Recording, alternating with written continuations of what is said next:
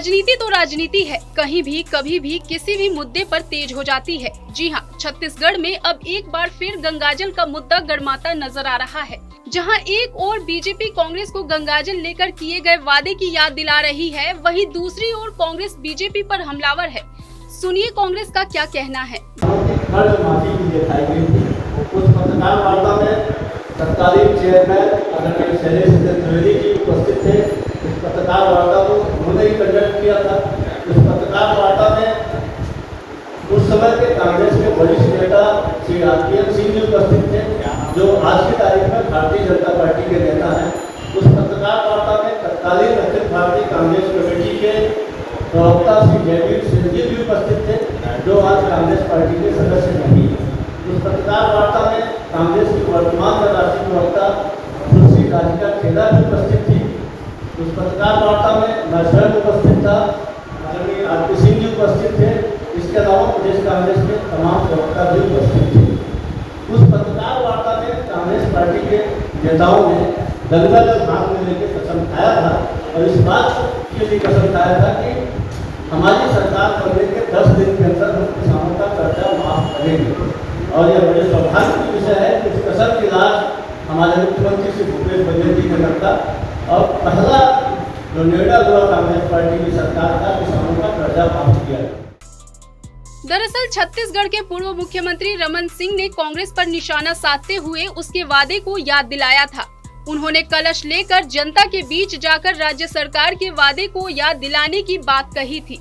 अब जरा आप पूर्व मुख्यमंत्री रमन सिंह की भी बात सुनिए।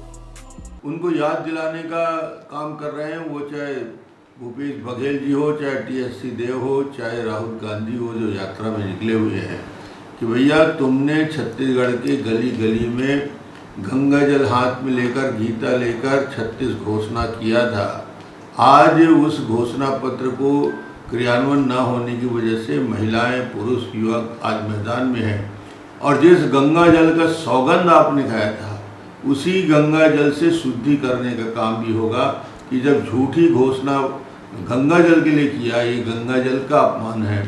और इस एक मुहिम में पूरे महासमुंद जिला अभी एक बड़ा आंदोलन आज कर रहा है। मुझे लगता है कि इनको आईना दिखाने का काम है और ये बताने का काम है कि महिलाएं शराबबंदी का इंतज़ार कर रही हैं, नवयुवक बेरोजगारी भत्ता की बात कर रहे हैं, किसान 2 साल के बोनस की बात कर रहे हैं, बेरोजगार और दैनिक वेतन भोगी कर्मचारी, संविदा कर्मचारी इस बात का इंतज़ार है कि जो चुनावी घोषणा पत्र उन्होंने सबको स्थायी करने का कहा था वो वादा कहाँ चला गया। ऐसे ढेर सारे वादों को याद दिलाने का काम इस यात्रा में किया जाएगा। रमन सिंह के इस बयान पर कांग्रेस नेताओं ने प्रेस कॉन्फ्रेंस की और बीजेपी से 3 दिन में माफी मांगने की बात कही। माफी नहीं मांगने पर कानूनी नोटिस देने की चेतावनी भी दी। इस प्रेस कॉन्फ्रेंस में कांग्रेस नेताओं ने 2018 का एक वीडियो भी दिखाया, जिसमें कांग्रेस के तत्कालीन नेता आरपीएन सिंह किसानों की कर्ज माफी के मुद्दे पर गंगाजल उठाते दिख रहे हैं। अब ये नेता कांग्रेस का हाथ छोड़ बीजेपी का दामन थाम चुके हैं।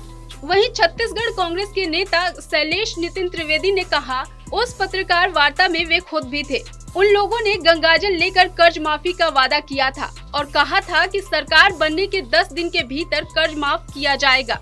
मुख्यमंत्री भूपेश बघेल की सरकार ने 2 घंटे के भीतर कर्ज माफी का फैसला लेकर गंगाजल का सम्मान रखा। रमन सिंह और बीजेपी तो लगातार गंगाजल और उसकी कसम का अपमान कर रहे हैं। वहीं कई मुद्दे पर कांग्रेस प्रवक्ता आरपी सिंह ने भी बीजेपी और रमन सिंह को घेरा। बहरहाल 2018 के विधानसभा चुनाव में कांग्रेस नेताओं ने जो गंगाजल की कसम खाई थी, अब 2023 के विधानसभा चुनाव से ठीक पहले ये कसम मुद्दा बनता दिख रहा है।